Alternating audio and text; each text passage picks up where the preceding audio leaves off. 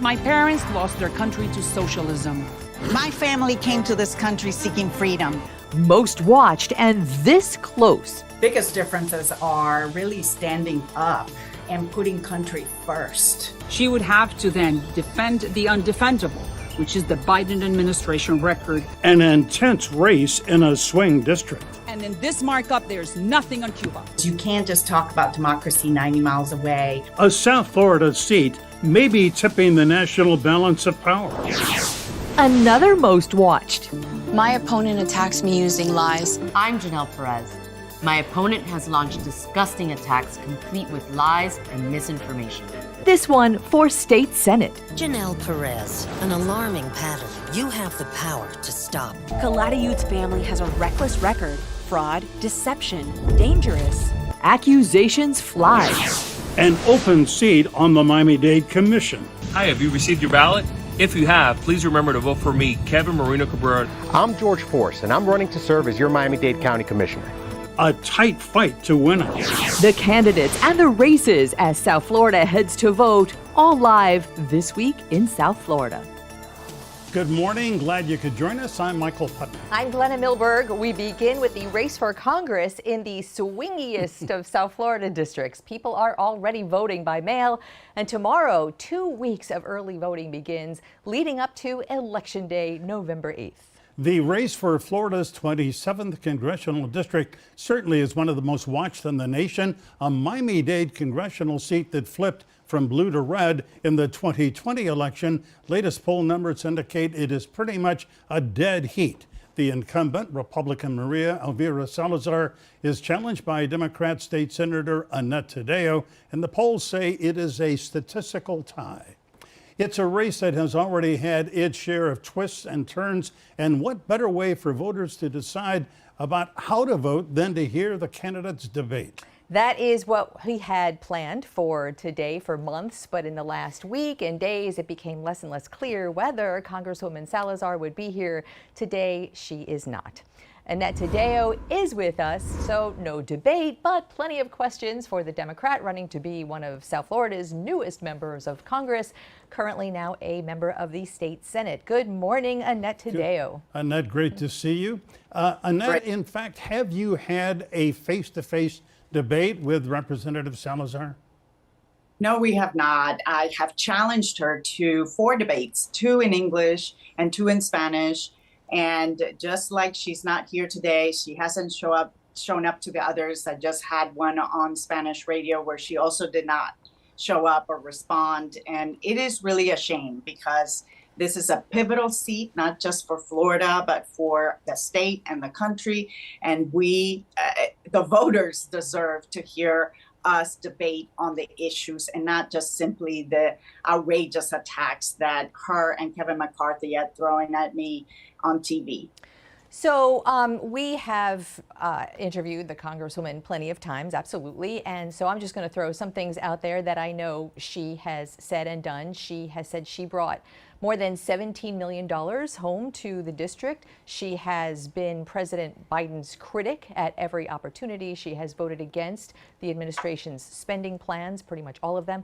She's also crossed party lines to vote with Democrats on some social issues. So I kind of, in her absence, laid out what she might say. So question to you is, why would you make a better Congresswoman for this district than she? Because I'm not going to sit here and lie to our constituents. For example, you just brought up the $12 million in infrastructure dollars. She voted against it and she called it socialism. But then she turned around and sent a letter begging the administration for the money that we clearly need. We are ground zero for sea level rise. We need a lot of funding for infrastructure. Our port needed this funding. And now she's bragging about the $12 million and running on it, an amount of money that she voted against and called it socialism. But there's other votes that she has taken. For example, you said, well, she's done some votes that seem to be okay. After I got in the race, she did vote for some things like the Marriage Equality Act, but then she votes against equality. And in other words, she's saying you can get married on Saturday, You can post your pictures on Sunday, but you can get fired for marrying who you love on Monday. Yeah. Well, not to be repetitive here, but we want to say again, we did our best to try to get Representative Salazar to be here this morning and take part, and we regret that she has not. Let's talk about another one of her votes, if we can, Annette. On January 6th, 2021, when the votes to certify the election were brought before Congress after that, insurrection, the attack, she was not there because she was recovering from COVID-19. But a few days later on Radio Mambi, big, powerful Spanish language station in Miami, she said that she thought that there were irregularities in the Pennsylvania vote, 200,000 votes more than could be accounted for, and essentially was saying she would have voted to reject the Pennsylvania electors and the vote from Pennsylvania. What does that say to you? Listen, this is a really big issue because here in Miami, we are known for fighting for democracy. Democracy 90 miles away in Cuba, democracy in Nicaragua, in Venezuela, and so on. And she is one that is constantly talking about that. But yet, when it came time to save our democracy, to really fight to make sure that we have what we hold so dear right here in the United States, she has voted against it, and she has spread the big lie. We can't have an election denier as our congresswoman in a place, especially like Miami, where we know that we actually want to strengthen our democracy and make sure that we have that strength so that we can help those countries abroad that we always talk about. You had mentioned socialism just a few minutes ago. I want to sort of embrace this as a concept for the next question, because socialism is a word and a concept and an economic theory that your opponent has brought to bear since she's been campaigning, as have a lot of GOP candidates. And there is, personally, I have seen firsthand a genuine fear of socialism, especially in the South Florida electorate that knows socialist dictatorships firsthand. Not all socialist economies are dictatorships, but that's what it is equated as in South Florida. So what you've done for your Colombian family has experienced firsthand some of that. You've kind of taken that, for the first time, a Democrat has embraced that narrative and flipped the script a little bit. And I wonder, how is that resonating during your campaign? Look, it's clearly resonating because we know that they're having to spend a tremendous amount of money, millions of dollars, attacking me with falsehoods, because they know that what I did was call her out. I'm tired of this. I'm tired of using our pain. The fact that I had to come here at 17 fleeing because my father was kidnapped by the FARC, a Marxist terrorist group that was funded by the Cuban regime. So that my story is no different than so many of the stories of people right here in South Florida. But to use that pain and then have a representative like Maria Elvira Salazar, who's actually the one taking away our rights, who's actually saying that the government will make decisions on our own bodies as women, that the government will be able to tell you whether you get to travel to another state or not to have a medical procedure.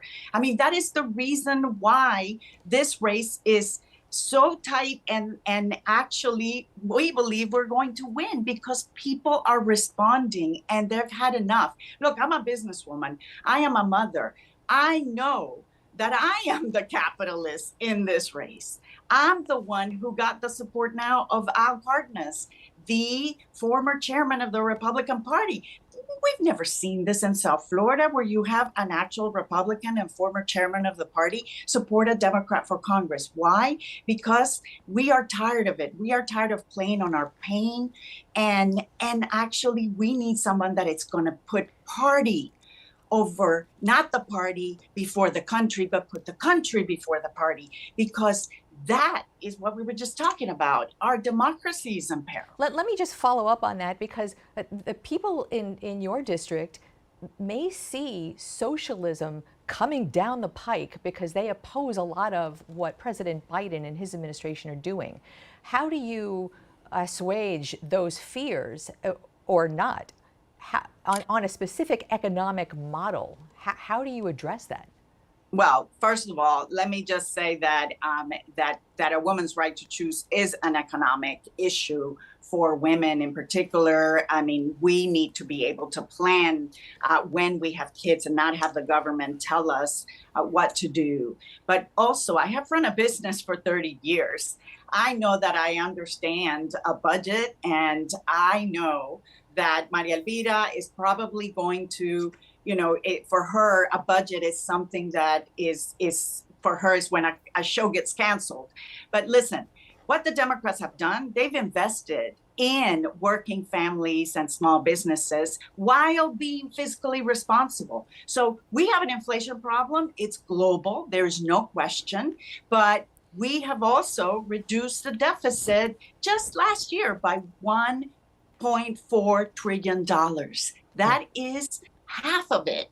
Our economy has recovered faster and unemployment is at record levels. Yeah, but Annette, let me jump here and simply say a New York Times Siena poll this week shows that, the great majority of people in this country are worried sick about the economy, about the high cost of food, of rents going up, and that's certainly as true in the 27th Congressional District as it is anywhere else. 100%. And let me just say this.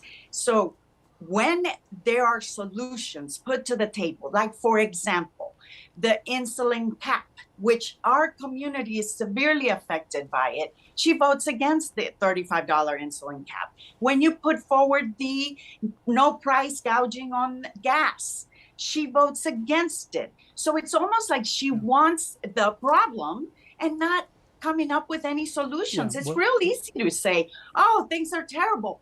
I am the first one to say we have inflation. I'm not going to say we don't, of course we, but I'm going to look for do. solutions. All right, if I can briefly, a follow-up question. The Republican National Campaign Committee, or one of the PACs supporting Ms. Salazar, is running, I think, a very effective and kind of a dirty ad about a meeting a couple of years ago in South Dade of political Democratic progressives, including representatives from the American Socialist Party. And you are seen in a photograph at that meeting, and they are saying, look, here's the proof.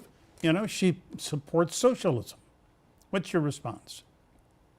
I was at a meeting of the NAACP and a bunch of different groups. So you can sit there and criticize that certain people, it's a free country, other people can come in, but I am the one who has been criticizing anyone that I believe is against our community, whether it's a president of my own party, whether it's any of the extremists on either side of the aisle, because what we don't need is this name calling and using and scaring our voters. They know me. This is the reason why this is not working. They know me. I have been for 5 years in Tallahassee, and I was actually effective. I mean, so effective that the Democrats made me the whip at the Florida Senate because I built relationships across the aisle. Where are those relationships of Maria Elvira? Where are those relationships with her own Republicans who don't even respect her? Madam Whip, we gotta go. Our time is coming to a close. I just want to say, if the Congresswoman is listening, and I hope she is, we absolutely have an open invitation. We will make the space in the next couple of weeks. If she and you are up for a debate, we would be honored to have that. Thank you so much for being Annette, here. thanks very much. Appreciate it. Up next, 2 state Senate candidates in an increasingly tense race. Oh, the allegations are flying in this one, and we are going to be joined live by Janelle Perez and Alexis Calatayud.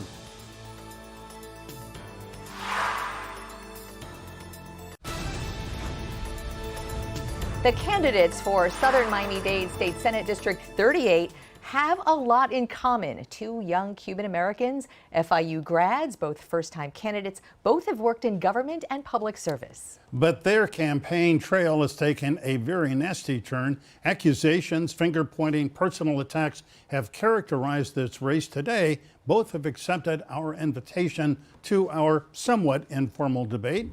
Ms. Calatayud was Director of Policy and Programs at the Florida Department of Education. She is Republican. Ms. Perez is a Democrat, the mother of two, the owner of a Medicare HMO. She previously worked in Washington for Representative Ileana Ross-Layton. And both candidates, so welcome. We are so glad you were here. Good morning. You know, may I just say that in this time and space politically that we're in, we are very grateful and appreciative that you both stepped up to the plate and you're here together. You have so much in common. You're both bright and capable. So Alexis, just for top to bottom sake and alphabet sake, why don't you go first with this same question? What is the difference here in your ability and plan to represent this district? Glenna, Michael, thank you so much for the opportunity to be here today. Let me share a little bit of who I am. Alexis Calatayud, born and raised here in Miami, Florida. I went to FIU. I've dedicated the last 10 years of my life to education advocacy, to fighting for low-income students and first-generation college students in Washington and in Tallahassee. I've dedicated the last 2 years of my life as the Director of Policy and youngest senior staffer at the Florida Department of Education to helping reopen our schools across the state during the pandemic.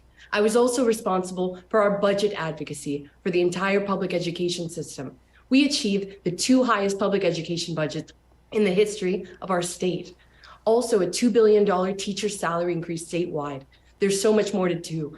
I'm running because our community deserves a voice of common sense in the Florida legislature. So Alexis, I don't mean to interrupt, and thank you for that introduction, and we're going to call that an opening statement. So Janelle, why don't you make an opening statement? But I really do want to hear the differences that you think you have from your opponent as an answer after that. So Janelle, do you have an opening statement you would like to make? Yeah, thank you both so much for having me here. I really appreciate it. I'm glad that my opponent showed up this time. So I'm really excited to be able to talk to folks about who I am and what I stand for. I'm a mom, I'm a cancer survivor, and I'm a business owner here in Miami-Dade. And I want to represent this community in the way that it deserves to be represented, because we haven't had that in a long time. And the clear differences between us are our values, our principles, and our morals. In this race, I'm the only homeowner, the only business owner, the parent. And, you know, when I go up to Tallahassee, I'm going to have real world experience to be able to address the issues that are impacting every single Floridian right now. Ms. Calatayud, let me ask you, you are the sort of, as it were, the victim or the target of some really nasty ads run by your opponent. Conversely, she's running these ads about you. And one of the ads, in fact, that you are running about Ms. Perez, accuses her, she owns a Medicaid HMO, of denying benefits to seniors, profiting royally from it. And then, frankly, I look at that ad and I see it as homophobic. Why are you running this ad? I believe that Janelle's business very clearly, through the Office of Insurance Regulation documents, financial documents, profits off our elderly and sick by refusing their benefits. I welcome District 38 to explore these documents for themselves.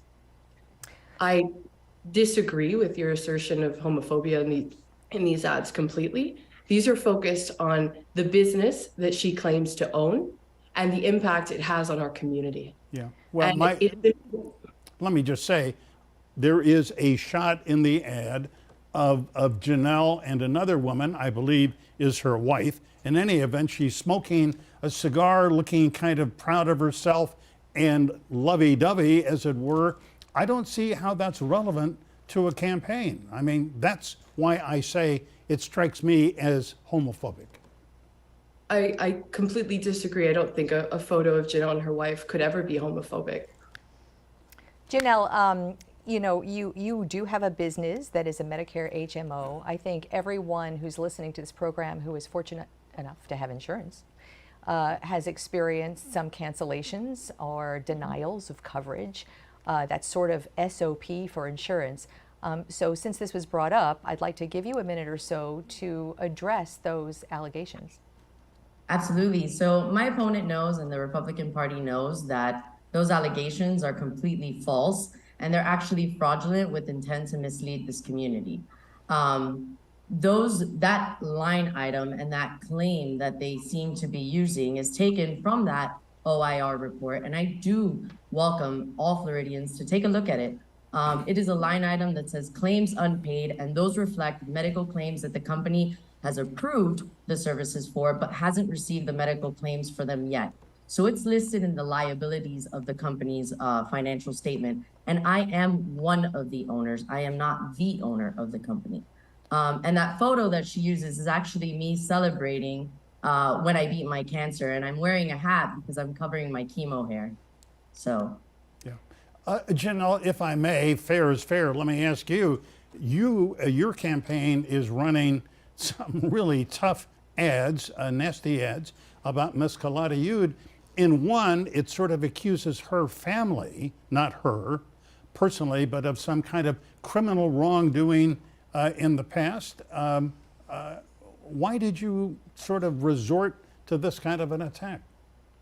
Well, my opponent started off her commercial saying that she learned everything about the American dream from her family and her grandfather and her father.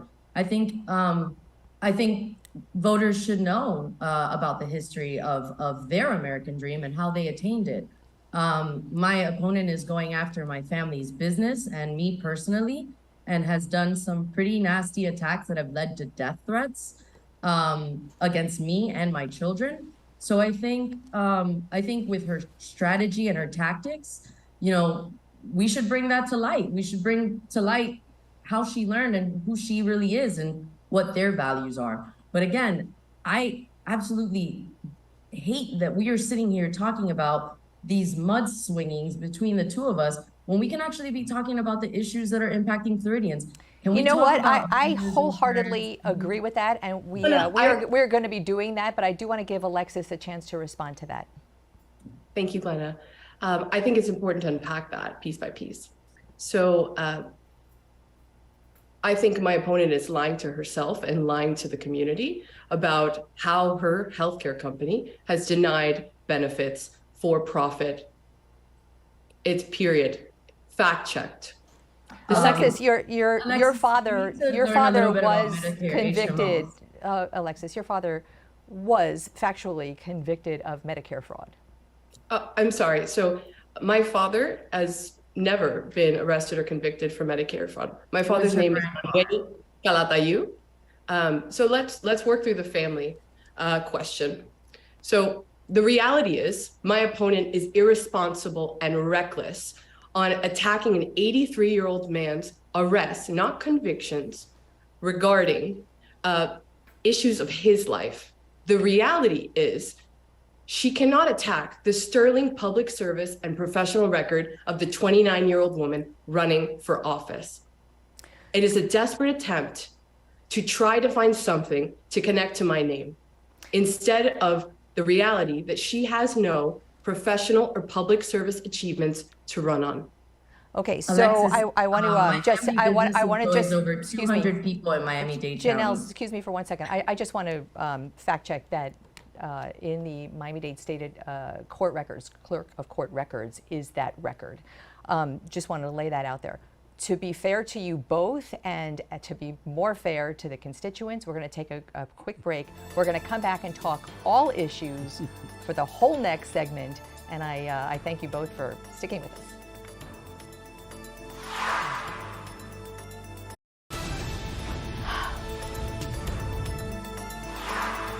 Welcome back. On this Sunday, we are speaking to the two candidates in State Senate District 38 in South Miami-Dade, Alexis Calatayud and Janelle Perez. Ms. Perez, let me ask you, I'm going to ask you both, if you had been a member of the State Senate in this past session, when the abortion bill came up setting a limit of 15 weeks for an abortion, without any exceptions for rape or incest. Janelle, how would you have voted on that? I would have voted no against. I would have voted against that bill. Absolutely. Yeah. And Alexis, how would you have voted? I would have advocated for an amendment for an exemption for rape, incest, and survivors of human trafficking. The policy of 15 weeks, when you research, our CDC says that 93.9% of abortions in the United States takes place by 13 weeks. So 15 weeks amounts to 94% access, plus, in the policy, access for fatal fetal abnormality at any time, and bodily harm and life of the mother at any time. This is the same policy as half of Western European countries. This is a common sense policy that I support. Alexis, to your point, there was an amendment floated for exceptions for crime victims, and actually 2 Republican senators who were women voted for that amendment that ultimately failed. The education component of this past session, I know, Alexis, you are in education by trade. There were 2 bills that addressed how to teach racial history, how to teach sex and gender identity. This week, the Department of Education framed rules for that, very contentious bills.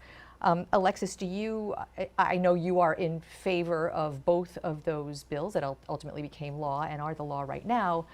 Do you see the chilling effect that some teachers have been complaining these laws might have when it comes to teaching those things in good faith? In my role at the Department of Education, after not this legislative session, but last in 2021, I played a role in communicating with school districts on implementation. It's very important that the Department of Education and the school districts continue having clear understanding of what implementation of this policy looks like. To be very clear, this policy says that classroom instruction must be age and developmentally appropriate, not classroom conversation, not classroom discussion, instruction. I believe that's common sense policy. Yeah, absolutely, understood. And the question was more the vagueness and the consequences and punishment that are attached. We have had teachers saying that they are unsure of what to do and they're afraid of saying certain things. So this chilling effect is sort of the question, how do you address that? Exactly like I mentioned, the process for every single education bill, not just this policy, is clear communication from the guidance, the administrative rule and the regulation of the Department of Education with the school districts and individual schools. Janelle, you have been a leader in several LGBTQ organizations. You've spoken out. You've been an advocate for the gay community. When you look at the bill, the Parental Rights in Education bill, it doesn't ever say gay in the bill, but you find that is at least implicitly an attack on gay people? I don't think I have to interpret that. We already have the answers to that. We saw what is happening across the state of Florida, where we are now taking rainbows out of classrooms. We are taking away, LGBTQ History Month. We are taking away the stickers on the doors that say this is a safe environment, everyone is welcome. These pieces of legislation that we can all acknowledge are terribly written, have led to tremendous consequences. And as a mother, I feel like, we are putting our kids in danger. We are putting our children should always be our top priority. Yeah. How are they in danger? Explain that. Well, the suicide rate in LGBTQ kids and LGBTQ youth is enormous. I mean, we've seen just this past year the rise in suicide rates and suicide attempts in teens in the state of Florida. I believe that this is a direct result of the legislation and, quite frankly, the rhetoric being spewed out by the Republican Party. How did we go from 10 years ago having Mitt Romney and Barack Obama on TV saying their favorite show on TV was Modern Family, to today where we are now, banning books, rewriting history, How did we get here? And quite frankly, it's scary. And this is again why I'm running, because our children, the next generation, deserve better. Number one issue for Floridians in your district as well is the rising cost of living. Property insurance, a huge part of that for so many. Special session coming up before the end of the year. Alexis, Calatayud, can you give an idea or two on what policies might start to bring those down? Absolutely, Glenna. Especially now after Hurricane Ian, we feel even more the necessity to have to make incredible changes within our property insurance structures. I've personally knocked 8,000 doors in our community in the last 5 months. And over the last 4 years, 38,000 doors. Wow. I've seen the progression of year over year of folks telling me that their property insurance has increased 30% every year. This is something affecting everyone in our working and middle class. What I hope to do in Tallahassee is bring all the stakeholders to the table and work on the most pressing challenges. Do you have an idea or two? Because those stakeholders have been at that table and here we are. Right, exactly. Yeah. Well, how about if I may say, there is a suggestion that any insurance company that sells auto insurance to people ought to also offer property insurance. What about that? Absolutely, Michael. So that is one of my number one priority goals, so that our insurance companies put their skin in the game if they're going to insure in Florida across the spectrum. We also need to make sure we're finding ways to eliminate fraud in our community. And the last piece, very important, Florida has 16% of all the insured property in the United States, but 76% of all the litigation costs. We need to curb our incredibly litigious environment. And I'd like to point out— I'm so sorry for interrupting. We just have this much time, and I really want to give Janelle a crack at this question. I'd like to just finish with, the reality is my opponent has accepted tens of thousands of dollars from the trial bar. And I do not imagine she will be an advocate for our consumers against their interests. Well, Janelle, Alexis, one of the things you don't know about me is that I can't be bought. Yes, I've made it very, very clear where I stand. And I think when it comes to homeowners insurance, there's a lot of things that need to get done. The Florida legislature has had plenty of time to do that. While Alexis was up there, she had plenty of time to do that with her former boss. But now we have the highest property insurance rates in the nation. Instead of doing their job, they've ignored this unaffordability crisis, and they've continued to make it worse. Homeowners across the state, Alexis has knocked on 8,000 doors. I've knocked on over 40,000 doors this election cycle. We need to cap rate hikes. Yes, we need to bring consumer advocates. We need to bring tort reform advocates. We need to bring everyone to the table. And we need to actually guarantee from every insurance company who gets bailed out by our state, because we had the largest bailout last legislative session, to actually stay in this state. And if they're going to take our taxpayer dollars, they need to stay here for at least 10 years or give us our money back. All right, those are all viable ideas. We'll see what happens. There is a special session coming up. We are so glad that you both joined us today. Very lively debate, and we appreciate both of your participation. Thank you. Thanks. Term limits bring a big change to the Miami-Dade Commission. We're going to look at one of those changing seats. It has been represented for the last 20 years by Rebecca Sosa, and one of the candidates to succeed her is with us next.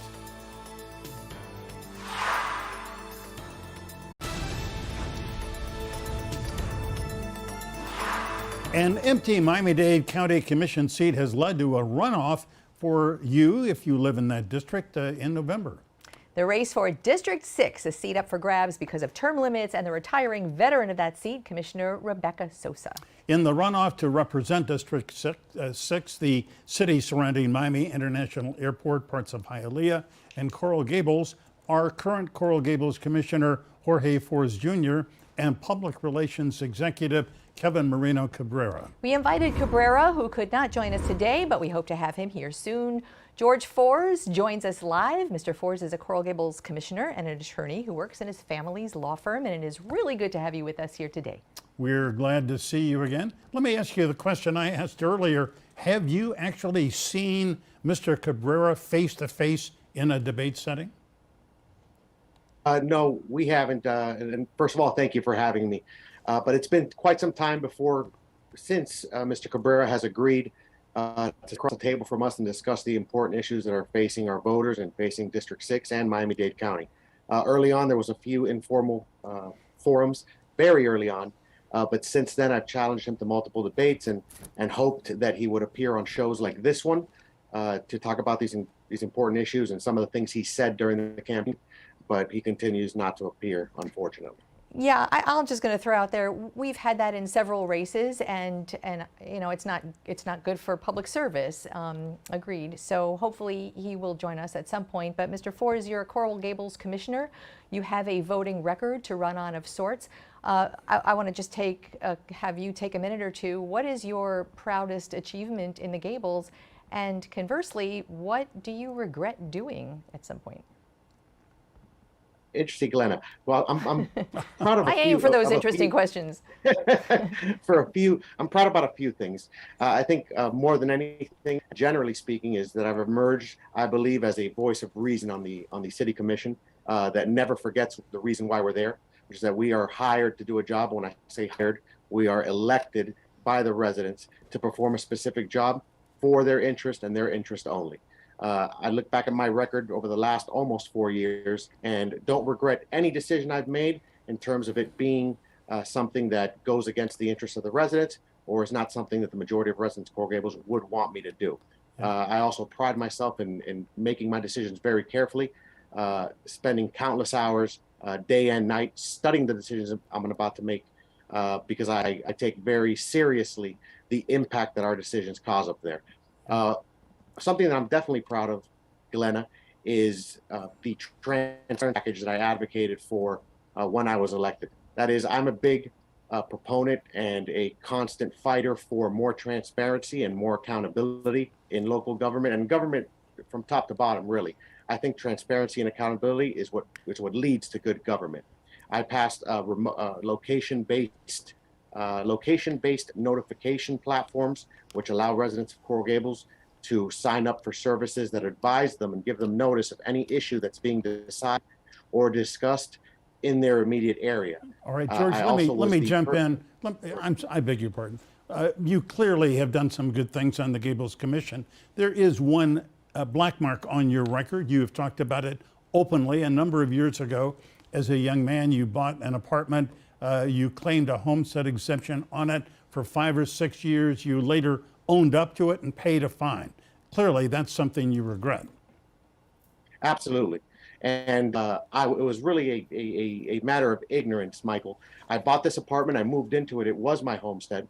I then started law school and started staying there with less frequency, staying more so at my parents' house where the fridge was always full and I was able to focus more on my studies. Gradually, I started staying at the apartment less, and I never bought a new place. When you buy a new place, usually is when you switch your homestead. Yeah. When I did go to buy a new place, I realized that homestead was still claimed on that old apartment. And I myself sent a letter to the property appraiser, advised them that I hadn't lived there since August of 2010, I think it was, and asked them to let me know if I owed any difference. They did let me know what difference I owed, and I did pay it. Sure. I just want you to know, this is a lightning round. We do TV here, bam, bam, bam. So quick check on your financial temperature. The Miami-Dade County budget that just passed, a little drop in millage because of the federal money that is bolstering right now the budget. There are commissioners who wanted more of a drop. Where would you have stood on that? Look, I think anytime you have such a major increase in property value, I think it was 11.4 in Miami-Dade County, countywide, you have to look at reducing the millage rate. And I'm glad they did. I probably would have advocated for a larger drop. Now, I understand that that's easier said than done. When you drop that millage rate, for me, the number one priority is ensuring that services are not cut, not just any services, but lifestyle services like of police and fire. I'm proud to count with their endorsement of police and fire in this race.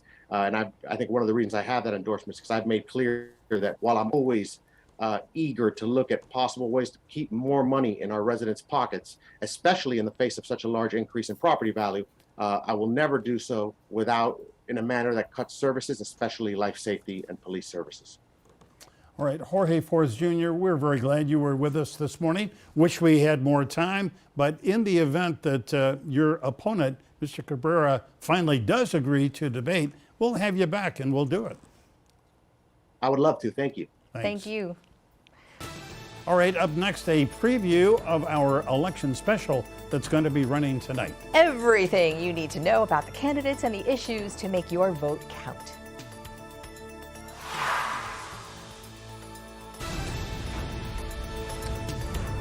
With early voting beginning tomorrow across South Florida, we want to make sure you are prepared to vote. So tonight we'll be airing a special primetime edition of This Week in South Florida, and here's a little preview of what to expect. Aren't you glad to live in the free state of Florida? Your freedom is on the ballot. A contentious governor's race. You guys ready to win in November? With your help, I will be elected. A Senate race that could determine the balance of power. My parents lost their country to socialism. Freedom is worth fighting for. The first time in 4 decades where I'm actually endorsing a Democrat. This midterm could change the political landscape. Someone asked me, why wouldn't you vote for this? School board races, state representatives, congressional seats, and amendments all on your ballot. You're electing somebody that's going to be called upon to be a leader. I am running for governor of Florida to defeat Ron DeSantis. We break down the races and clear up confusion to guide you through this midterm election in a special primetime edition of This Week in South Florida. You know that piqued your interest, so tune in for that special primetime This Week in South Florida tonight at 7 o'clock right here on Local 10. And we'll be right back.